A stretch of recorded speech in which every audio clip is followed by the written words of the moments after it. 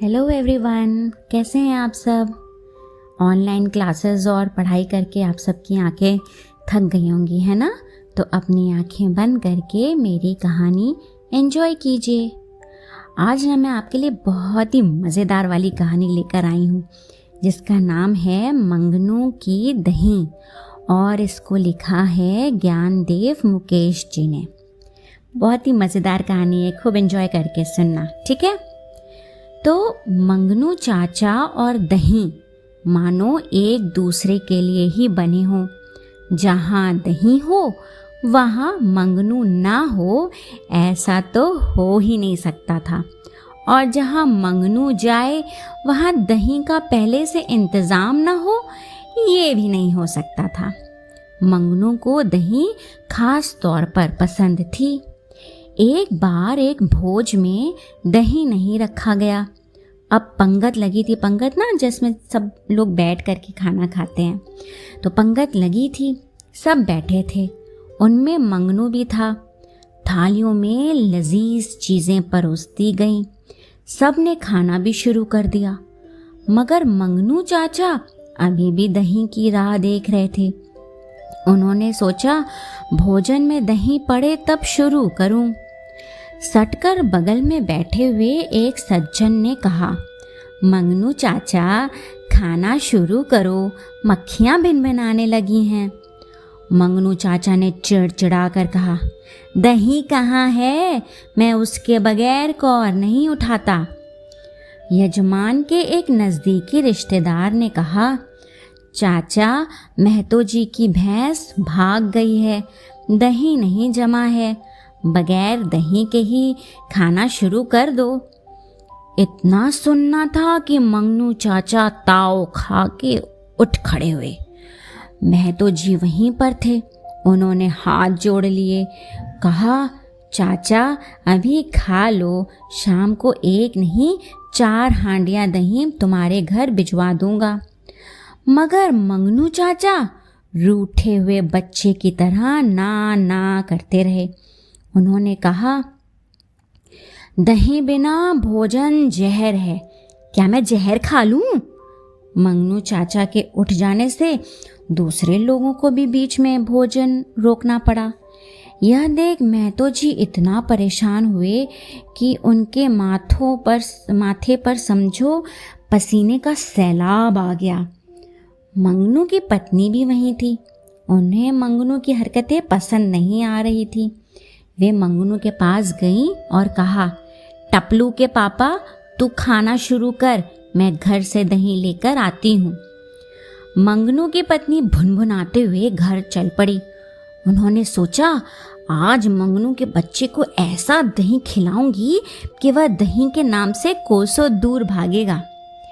इधर दही आ रहा है यह देख मंगनू चाचा मान गए।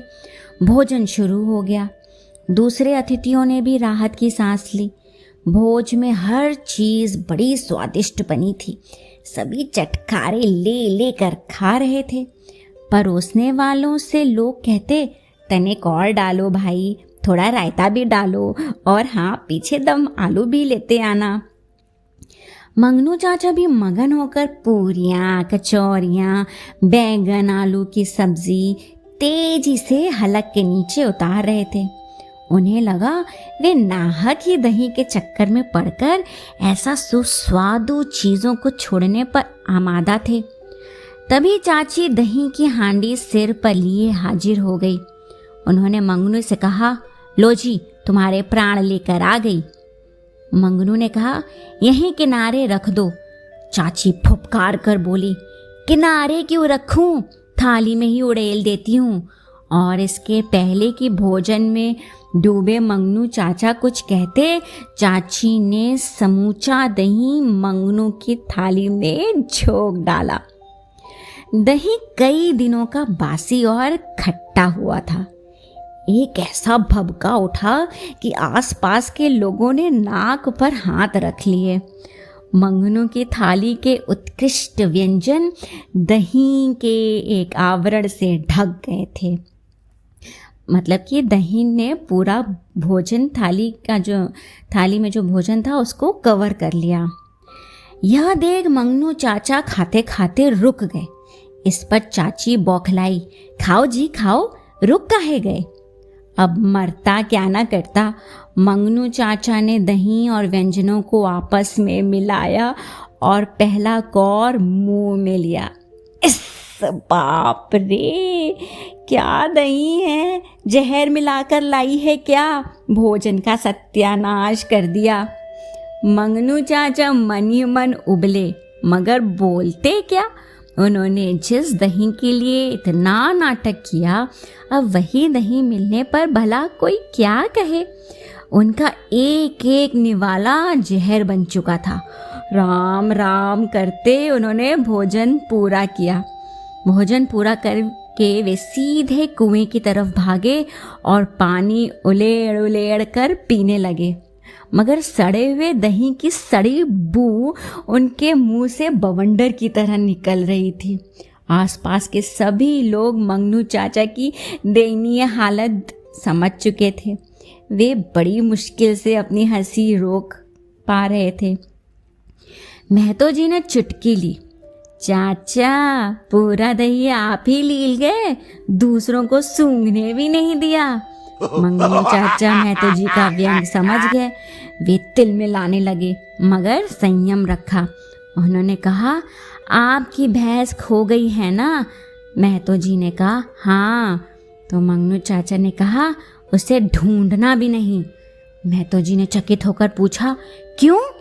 इस पर मंगनू चाचा लगभग चीख पड़े, अरे भाई, भैंस होगी तो दूध निकलेगा और दूध से दही जमेगा और दही, बाप रे बाप। उस दिन से मंगनू चाचा ने दही से तौबा कर ली। उनके घर की दही की सारी हांडियाँ तोड़ दी गईं और घर में भैंस एक ही थी, उसे भी पड़ोसी गांव में उनके भाई के घर रवाना कर दिया गया। तो देखा बच्चों, कितनी मज़ेदार कहानी थी ना। मुझे तो बहुत मज़ा आया कहानी सुनाने में। आई होप कि आप लोगों को भी मज़ा आया होगा। ओके बच्चों, मैं फिर आपके लिए अगली बार एक नई कहानी लेकर आऊँगी। तब तक के लिए बाय बाय।